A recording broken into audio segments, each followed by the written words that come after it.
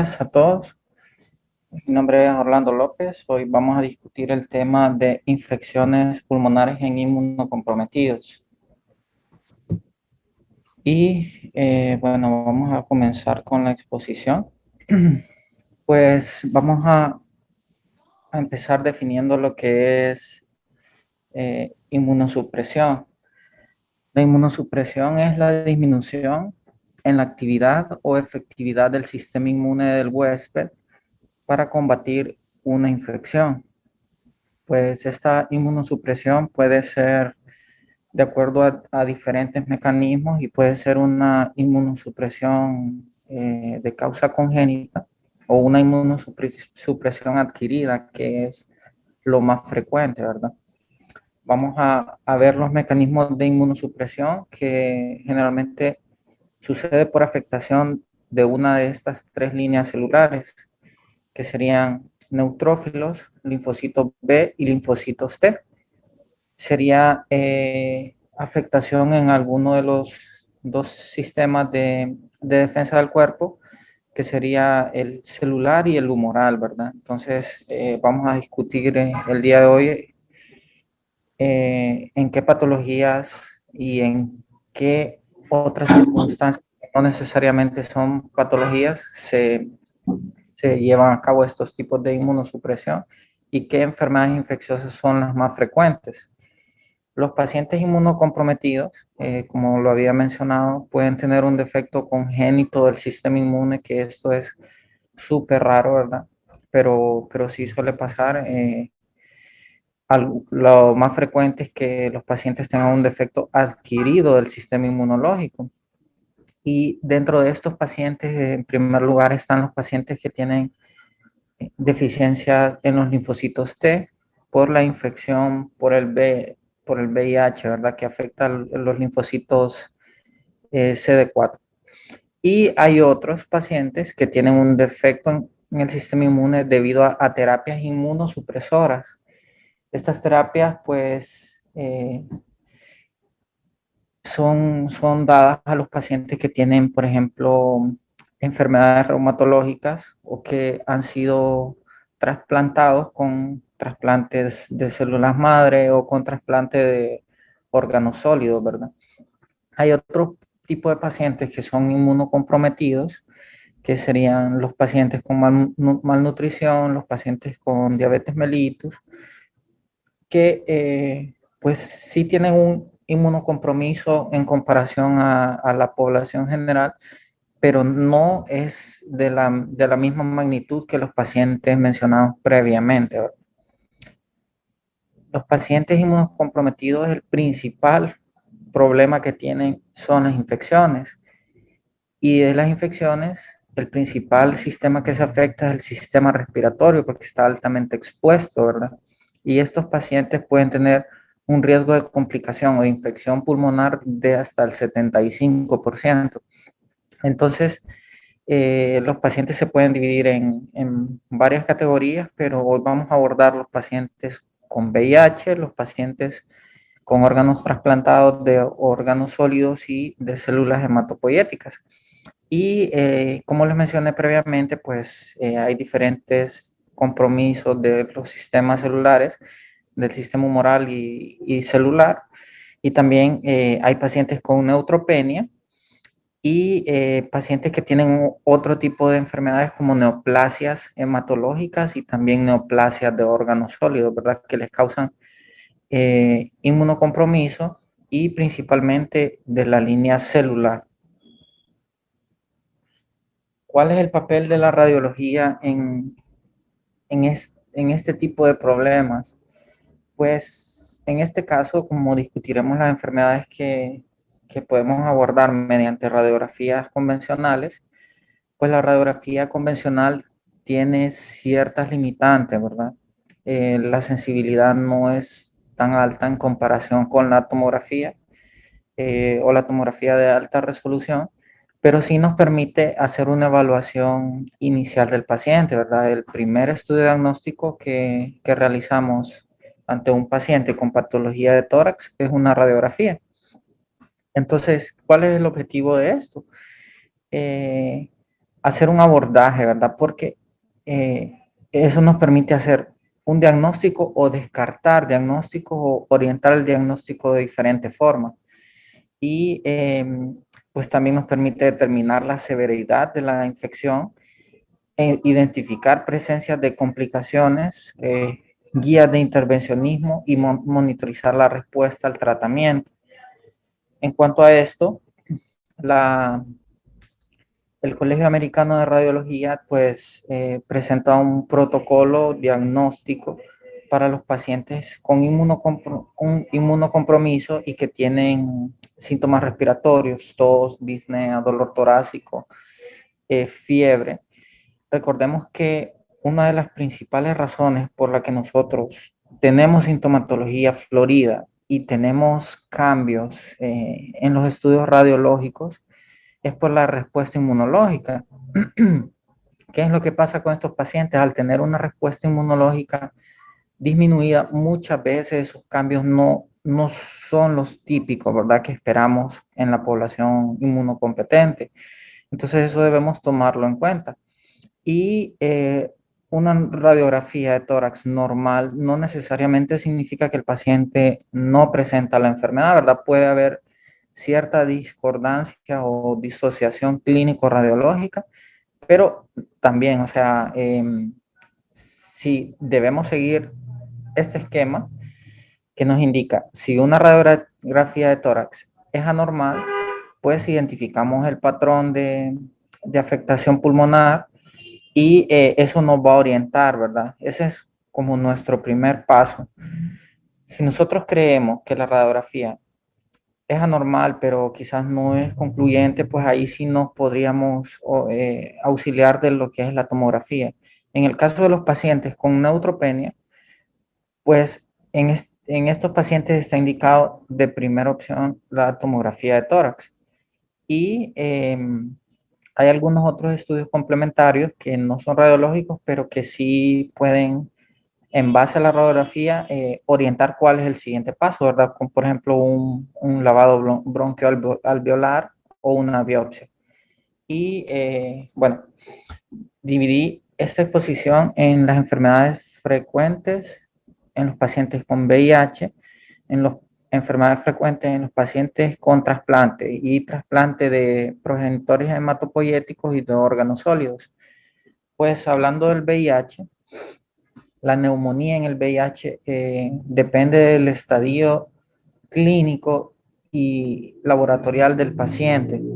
Recordemos que la afectación principal de estos pacientes es en la línea celular, en los linfocitos T, específicamente en los linfocitos CD4, que son los guardianes del sistema inmunológico. ¿Y qué es lo que sucede cuando hay un recuento menor del normal? Que el recuento normal es aproximadamente de 750 células por milímetro cúbico. Estos pacientes, dependiendo del valor de los linfocitos CD4, así van a ir teniendo algunos tipos de infecciones más características, ¿verdad? La principal infección en los pacientes pulmonar en los pacientes con VIH es la neumonía bacteriana por el Streptococcus pneumoniae, como en la población general. Pero a medida van disminuyendo, ya cuando los linfocitos CD4 están en menos de 200, que es lo que define a la fase más avanzada del VIH, que es el SIDA, estos pacientes empiezan a presentar otro tipo de infecciones, como la tuberculosis. Y a medida va descendiendo, pues pueden haber infecciones por tuberculosis, pero puede ser por microorganismos atípicos. También pueden haber infecciones por hongos y infecciones por algunos virus, ¿verdad? Y los virus generalmente causan enfermedad cuando los linfocitos CD4 están en menos de 50. No significa que no puedan presentarlos si tienen más de ese valor, ¿verdad? Pero lo más frecuente es que suceda cuando están en menos de 50 y las infecciones virales más frecuentes es las causadas por los herpes virus y en este caso por el citomegalovirus. Y también pueden haber infecciones por micobacterias no tuberculosas como Mycobacterium avium intracelular, ¿verdad? En cuanto a los pacientes con trasplante de progenitores hematopoyéticos o con células madre, pues las infecciones pueden variar de acuerdo a la fase de post-injerto. Entonces, los primeros 30 días después del trasplante, los pacientes presentan neutropenia, linfopenia, alteración de la barrera mucocutánea también, porque recordemos que las líneas de defensa del cuerpo también hay líneas de defensa físicas. Y en los primeros 30 días son raras las infecciones por bacterias debido a que los pacientes están en continuo tratamiento antibiótico, ¿verdad? Para evitar las infecciones y el rechazo del injerto, ¿verdad? Luego, en los 30, 100 días posteriores al injerto, que ya sería la fase precoz, pues siempre el sistema inmunológico está todavía deprimido y continúan los pacientes con las terapias inmunosupresoras y en esta fase son un poco más frecuentes las infecciones por virus y las infecciones por hongos. Dentro de las infecciones más frecuentes están las aspergilosis, que característicamente es una infección por un hongo, por el Aspergillus fumigatus, pero afecta más frecuentemente a los pacientes neutropénicos y los pacientes neutropénicos severos. Y la neumonía por Pneumocystis jirovecii también puede ser encontrada en esta fase, aunque como los pacientes están con diferentes tipos de antibióticos, es raro, ¿verdad? Y estos pacientes, pues generalmente la profilaxis es con trimetoprim sulfamethoxazol y no se ven tan seguido, pero sí se ve. Y la infección viral más frecuente en esta fase es la causada por el citomegalovirus. Posterior a los 100 días, que ya sería la fase tardía, pues estos pacientes presentan enfermedades adquiridas en la comunidad con los patógenos comunes, ¿verdad? Causantes de enfermedades en la población en general. En cuanto a los pacientes con un trasplante de órgano sólido, pues depende del órgano, también así es la inmunosupresión del paciente, porque hay pacientes con trasplantes de hígado, trasplantes de riñón y trasplantes de pulmón, por ejemplo. Entonces, en estos pacientes igual se subdividen las fases en menores de 30 días, de 30, ya en este caso no son hasta 100 días, sino que a 180 días, y esa sería la fase post-trasplante precoz, y después de los 180 días la fase post-trasplante tardío. Sucede exactamente lo mismo. En los primeros 30 días, pues estos pacientes, recordemos que que están cateterizados, pueden tener infecciones nosocomiales y que pueden llegar a través de los dispositivos que usan, ¿verdad? Por ventilación mecánica, las infecciones de los catéteres pueden adquirir una infección hospitalaria, aunque estén con un régimen de antibióticos de amplio espectro. Y pueden haber infecciones hospitalarias por agentes como pseudomonas, estafilococos. Posterior a eso, los siguientes 30 días, hay infecciones oportunistas. Las infecciones oportunistas son causadas por microorganismos que normalmente no causan enfermedad inmunocompetente, ¿verdad? Por ejemplo, por algunos tipos de hongos como cándida, eh, por algunos tipos de virus como el citomegalovirus, que es un virus herpes que se mantiene latente en el cuerpo. También pueden haber por otro tipo de bacterias, por ejemplo, listeria, nocardia, hongos como Aspergillus fumigatus y Pneumocystis jirovecii, ¿verdad? Y posteriormente a los 180 días, estos pacientes igual pueden tener, los pacientes con trasplante de órganos sólidos, pues tienen, digamos que una tasa más frecuente de rechazo de trasplante y necesitan terapias inmunosupresoras un poco más fuertes. Y pueden presentar después de esos 180 días igual alguna de estas enfermedades e infecciones que mencioné previamente, pero acá ya se pueden ver patógenos asociados a infecciones adquiridas en la comunidad.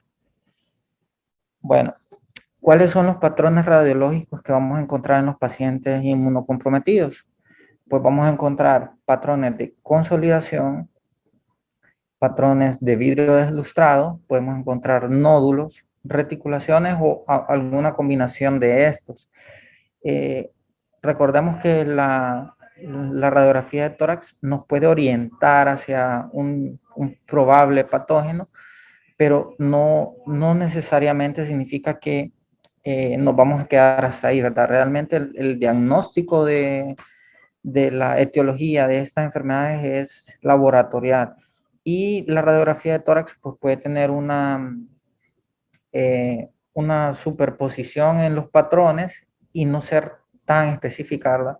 Entonces, esto nos permite más que todo iniciar una terapia empírica, bueno, le permitiría a los clínicos iniciar una terapia empírica mientras están los resultados laboratoriales y es muy importante la clínica del paciente, los factores epidemiológicos del paciente, eh, por ejemplo, algunos datos de laboratorio, saber si es un paciente con VIH, si es un paciente con una leucemia, si es un paciente con un linfoma, y eso nos ayuda a hacer un complemento al momento de interpretar la radiografía y sugerir alguna posible etiología.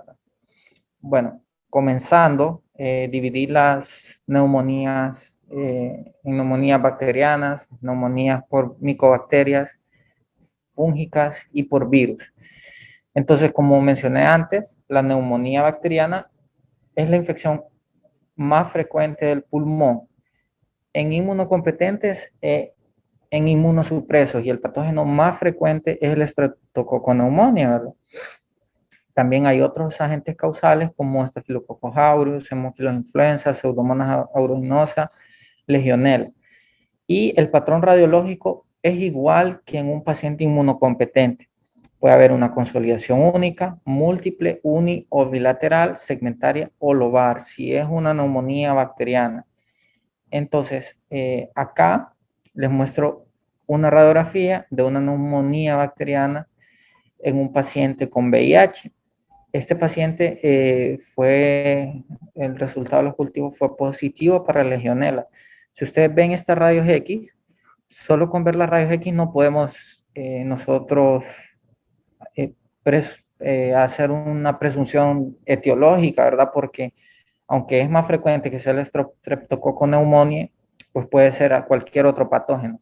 Y aquí vemos que hay una consolidación pulmonar lobar, perdón, en el segmento superior del lóbulo inferior izquierdo.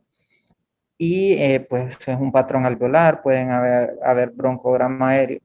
Y es un patrón típico de neumonía.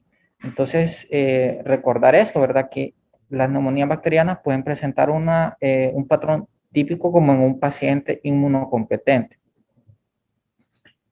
Bueno, en cuanto a la neumonía por micobacterias, esta es muy importante en los pacientes inmunocomprometidos, especialmente en los pacientes con VIH. La tuberculosis pues afecta hasta un tercio de los pacientes con VIH y si identificamos un paciente que tiene una probable tuberculosis es imprescindible que le hagamos una prueba por VIH. Lo más frecuente es que esta infección se dé cuando los linfocitos CD4 están en menos de 200. Y recordemos que, que hay dos tipos de tuberculosis, ¿verdad? Que es la tuberculosis primaria, que es la que ocurre en pacientes sin exposición previa a la enfermedad, y la tuberculosis secundaria, que es lo más frecuente en los adultos, que es la observada en los casos de reactivación de un proceso previo o de sobreinfección. Esta tuberculosis secundaria es casi exclusiva de los adultos y la tuberculosis primaria pues es más frecuente eh, en los niños, ¿verdad? O en los adolescentes. Y los hallazgos radiológicos en estas dos pueden ser superponibles, por decirlo así. Y hay algunas características que marcan la diferencia entre ambas, características radiológicas me refiero como, por ejemplo, la afección predominante de los lóbulos superiores y de los lóbulos superiores, de los segmentos superiores de los lóbulos inferiores también. Y también otro hallazgo importante son las adenopatías, ¿verdad? Entonces, esto ya lo veremos más adelante, que nos va a permitir diferenciar en una tuberculosis primaria y en una tuberculosis secundaria. Las adenopatías pues tienen una prevalencia y aproximadamente en los pacientes con VIH se ven hasta un 48%, y las adenopatías más frecuentes, la localización más frecuente puede ser en los ganglios iliares, paratraqueales, subcarinales o en la ventana aortopulmonar. Recordemos que la tuberculosis, pues, puede simular varias, dependiendo de la fase de la enfermedad también, puede simular otras enfermedades, ¿verdad? Pues, recordemos que es la gran simuladora y puede presentar varios patrones radiológicos. Y dentro de los patrones, pues pueden haber consolidaciones, puede presentarse como un derrame pleural, como adenopatías, como nódulos, como cavitaciones. Y aquí vamos a ver un ejemplo. Entonces, tenemos acá una radiografía posterior-anterior de un paciente con tuberculosis. Típicamente la tuberculosis primaria se manifiesta como una consolidación parenquimatosa unifocal y a menudo es indistinguible de la neumonía bacteriana típica. Entonces, como le mencioné previamente, una clave importante para el diagnóstico es la linfadenopatía asociada, porque por lo general en las neumonías bacterianas lobares o difusas no vamos a ver linfadenopatías. Lo más frecuente es que haya linfadenopatías y delilio pulmonar derecho, ¿verdad? Entonces, eso si no encontramos eso, nos excluye prácticamente el diagnóstico de tuberculosis. Tiene una alta sensibilidad eso, y puede ser hasta más del 90%. Recordemos que esta tuberculosis es más frecuente en los niños y adolescentes, que son los que cursan la primoinfección, ¿verdad? Y eh, hay otra cosa que nos puede ayudar en la comparativa de una tuberculosis primaria, pues es la afectación que sea unilateral, ¿verdad? Si hay adenopatías bilaterales, también puede ser una tuberculosis, aunque en un porcentaje menor, ¿verdad? Eso no nos excluiría por completo la enfermedad. Y lo más frecuente es que se afecten los lóbulos superiores, como lo había dicho antes. Acá tenemos una lesión que seguramente hemos escuchado, que es el foco de Gone y el complejo de Ranke, ¿verdad? El foco de Gone, pues lo que consiste es en una cicatriz parenquimatosa calcificada o no. Esto ocurre después de una primoinfección. Nosotros nos exponemos, nos infectamos con el Mycobacterium tuberculosis, y como la afectación principalmente es pulmonar, recordemos que también puede haber afectación extrapulmonar, nuestro sistema inmunológico contiene la infección y eso puede dejar una cicatriz parenquimatosa que se puede calcificar y algunas veces no. Y esa calcificación pues es conocida como el foco de Gone. Si además de esa calcificación encontramos ganglios linfáticos paratraqueales o iliares asociados al foco de Gone, eso ya lo convierte en lo que se llama complejo de Ranke, y lo observamos exclusivamente en la tuberculosis primaria, ¿verdad? Entonces, recordar esa definición, y eso, si llegamos a encontrar una anomalía de ese tipo, pues significa que el paciente tiene una tuberculosis primaria y una infección, ¿verdad? No necesariamente significa que pueda estar cursando con una enfermedad. Y eso, el complejo de Ranke es un hallazgo fidedigno, ¿verdad? O sea, si encontramos ese hallazgo es una tuberculosis primaria. Ahora, otra forma de presentación de la tuberculosis es la forma cavitada de la enfermedad. Y esto, pues, muchas veces puede llegar hasta un 87% de casos de pacientes que presenten este tipo de afectación, y se puede ver en la tuberculosis primaria o postprimaria. Lo más frecuente es verlo en la tuberculosis postprimaria. Si el paciente con la prima infección no resuelve, puede manifestar otros hallazgos radiológicos de enfermedad, ¿verdad? Como derrames, cavitaciones, nódulos, tuberculomas, todo eso. Y en el caso de la tuberculosis cavetada, es más frecuente en adultos porque estos son los pacientes que cursan con una reactivación de la enfermedad.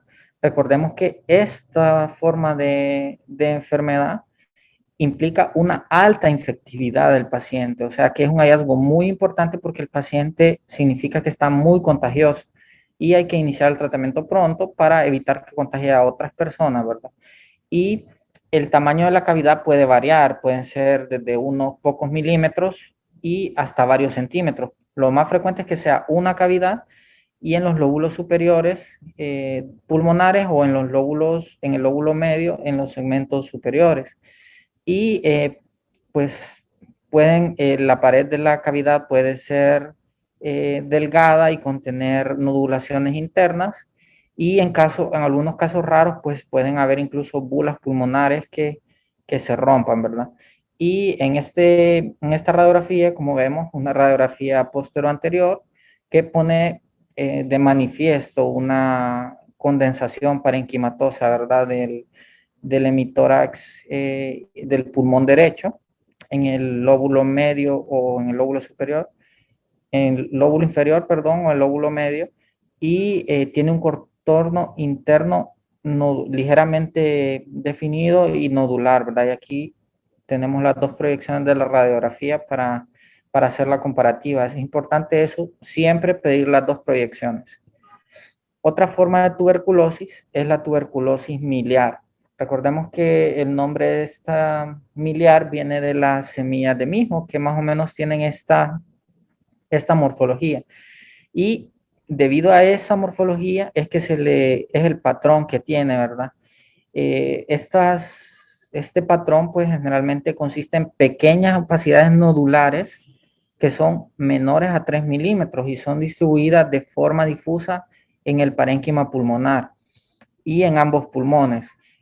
A veces en este tipo de tuberculosis, en este tipo de patrón radiológico de tuberculosis, pues es más frecuente la afectación de los lóbulos inferiores, no como en los otros, no como en los otros hallazgos que eran más frecuentes en los lóbulos superiores. Y a veces también pueden haber linfadenopatías iliares o mediastínicas, ¿verdad? Y eso es un hallazgo frecuente, incluso en los pacientes con VIH. La tuberculosis miliar, pues, se puede dar en la tuberculosis primaria y también en la tuberculosis secundaria.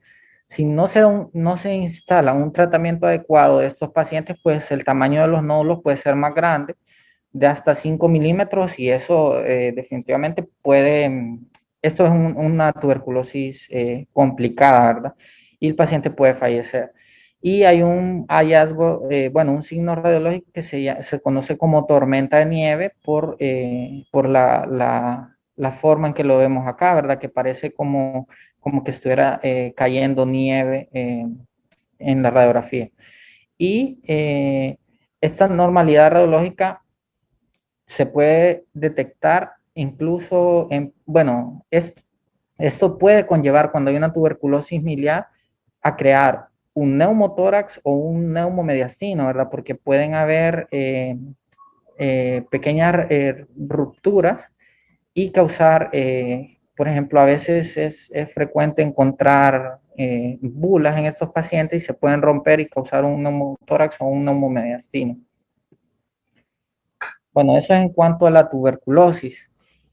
En los pacientes con VIH encontramos otro tipo de enfermedad que también es causada por un virus, pero esta enfermedad es una neoplasia, que es el sarcoma de Kaposi. El sarcoma de Kaposi es causada por el herpes virus tipo 8 y se desarrolla cuando los pacientes cursan con inmunosupresión severa, o sea, cuando los linfocitos CD4 están en menor de 200. Es un tumor mesenquimatoso que afecta el sistema linfovascular y puede afectar los pulmones, el sistema gastrointestinal, la piel y el sistema músculo-esquelético. Lo más frecuente es que los hallazgos sean en piel y gastrointestinales, ¿verdad? Pero también puede haber una afectación pulmonar. Lo más importante de esto es tener la sospecha diagnóstica, ¿verdad? Recordemos siempre las enfermedades que afectan y que definen al VIH, y una de ellas es el sarcoma de Kaposi. Y pues esta enfermedad tiene dos patrones radiológicos en la radiografía que nos pueden ayudar a identificarla. No son específicos porque esto nos podría confundir, ¿verdad? Tendríamos que hacer diagnóstico diferencial por otros tipos de patógenos, por ejemplo, con una metástasis de otra neoplasia, con un linfoma, con otras enfermedades bacterianas, que, por ejemplo, neumonías, bronconeumonías por Pseudomonas aeruginosa. Y pues el patrón más asociado a esto es el patrón intersticial, donde pueden haber nódulos intersticiales lineales o nódulos esponjosos mal definidos. Y incluso puede haber linfadenopatía mediastínica o iliar, ¿verdad? Que esto también nos puede confundir en el diagnóstico y tenemos que hacer diagnóstico diferencial. Recordemos, muy importante, el contexto clínico del paciente, los datos laboratoriales y epidemiológicos, ¿verdad? Y la predilección, como lo mencioné, las zonas periliares medias e inferiores de los campos pulmonares. Bueno, con respecto a las neumonías fúngicas, hay varios hongos que pueden causar enfermedades, que el principal patógeno oportunista en los pacientes con VIH es el Pneumocystis jirovecii, que antes se conocía como Pneumocystis carini, ¿verdad? Antes incluso estaba catalogado como un protozoo, ahora lo definen como un hongo, y también puede afectar a los pacientes trasplantados en menor frecuencia. Y las alteraciones radiológicas más asociadas a esta infección son opacidades reticulares o finamente granulares, bilaterales y simétricas, y un patrón en vidrio esmerilado o en vidrio despulido. Entonces, esto lo que provoca es una neumonitis, ¿verdad? Y recordemos que la radiografía no tiene tan buena sensibilidad para el patrón en vidrio despulido, y incluso a veces pueden haber pacientes con Pneumocystis jirovecii que puedan presentar una radiografía que nosotros pensemos que está normal. Y en pacientes que, por ejemplo, presentan tos, fiebre, hipoxemia, y eso nos tiene que hacer pensar inmediatamente en una posible infección por Pneumocystis jirovecii.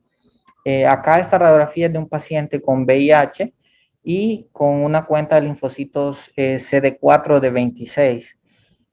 Como vemos acá, las imágenes pueden ser difusas, puede haber un patrón de vidrio despulido y que predomina en las zonas periliares y en los campos pulmonares inferiores, ¿verdad? Y en menor medida, también dependiendo de la etapa de la enfermedad, en los campos superiores, ¿verdad?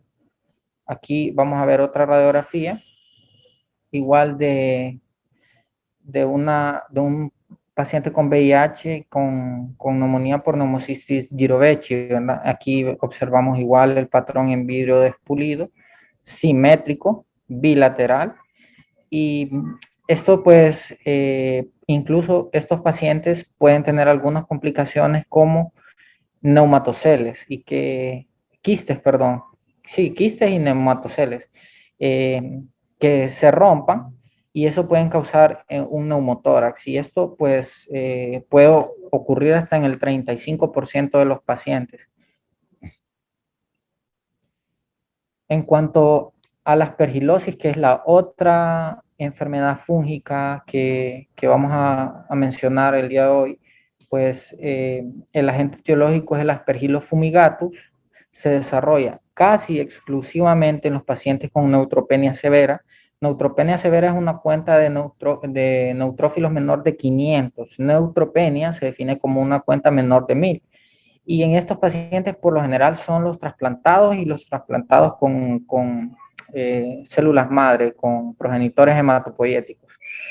La aspergilosis angioinvasiva, pues, se puede presentar de varias formas, medio invasiva, aspergilosis de la vía superior, bronquial, pero la forma angioinvasiva, que es la que produce una neumonía necrotizante con invasión de los vasos pulmonares, es la forma más grave de la enfermedad y puede tener una mortalidad hasta de 85%, ¿verdad?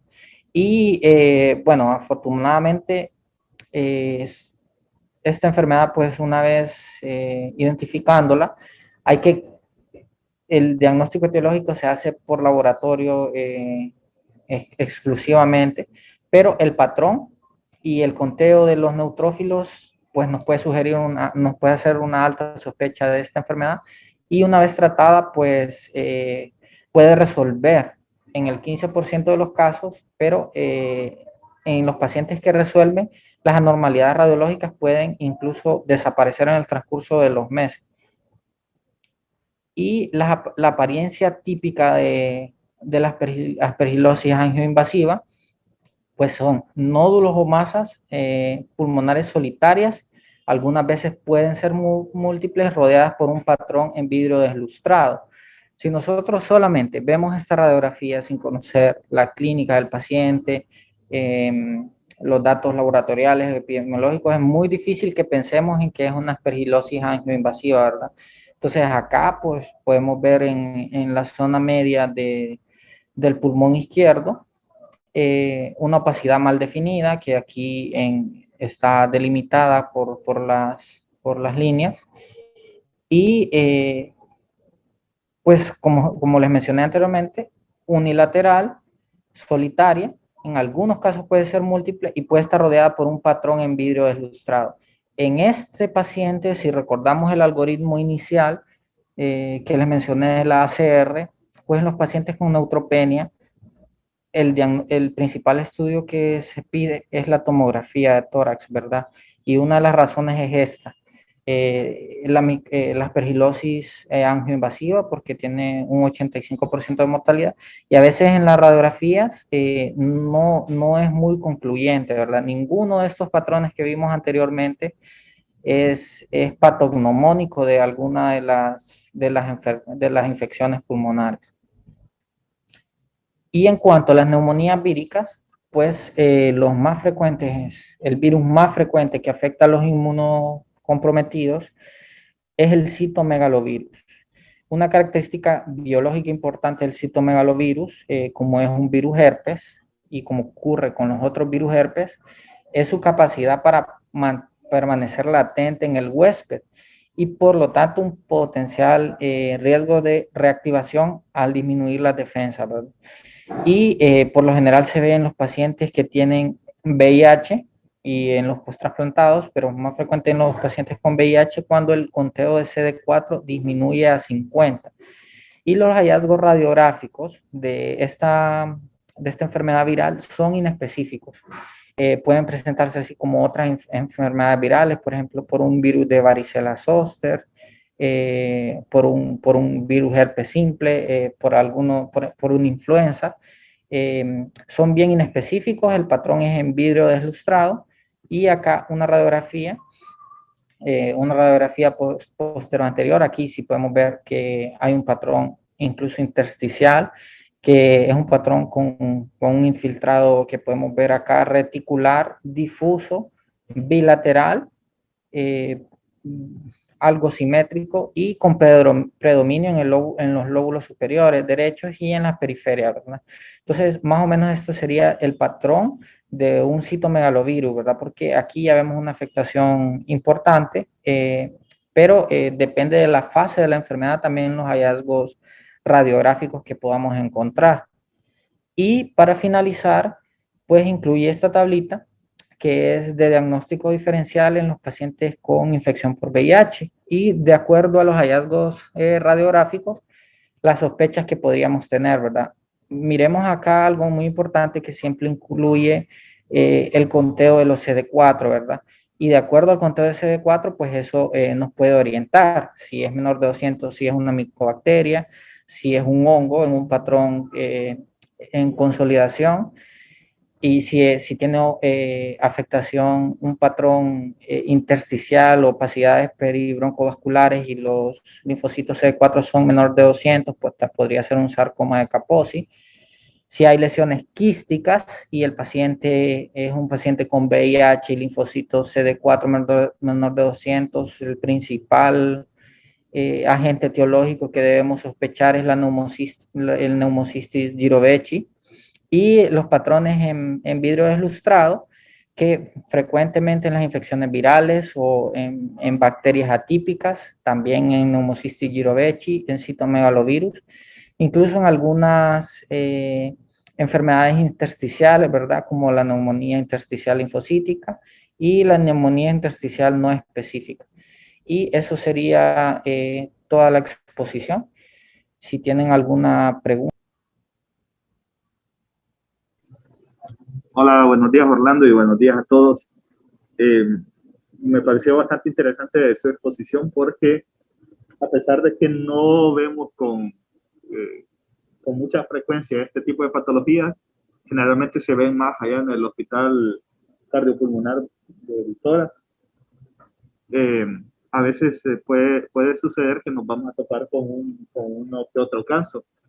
Y hay que tomar vital importancia, reconocer los principales patrones que se pueden ver, recordar también que en todos estos pacientes con algún grado de inmunosupresión, recordar las principales patologías y que en nuestro contexto epidemiológico puede ser probable encontrarnos de tuberculosis como en primer lugar, y de ahí el resto de patologías de acuerdo al entorno donde el paciente se desenvuelve.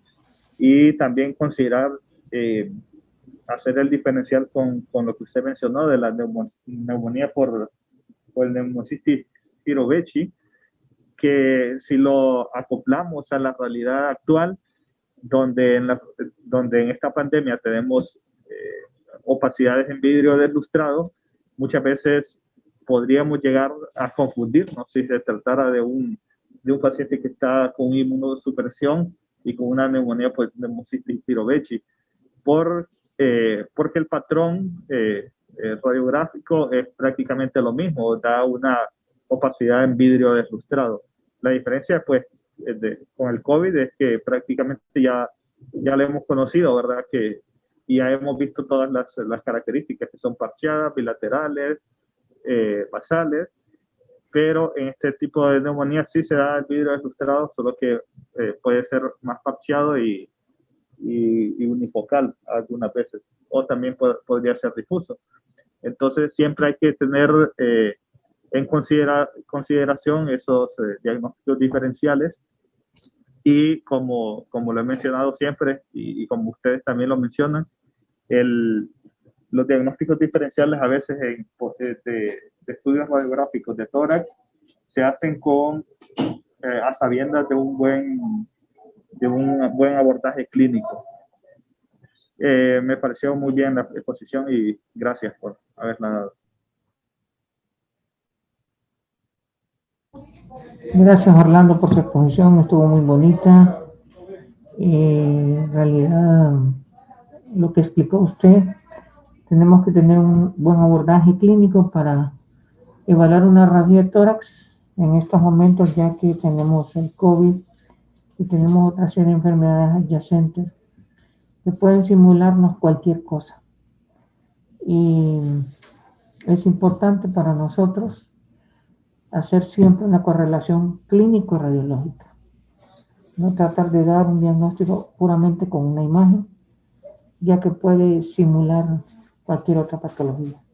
Y creo que usted lo describió muy bien en su clase, así que gracias por su aporte. Si no tienen más preguntas, podemos concluir con la clase de hoy. Muchas gracias, doctor.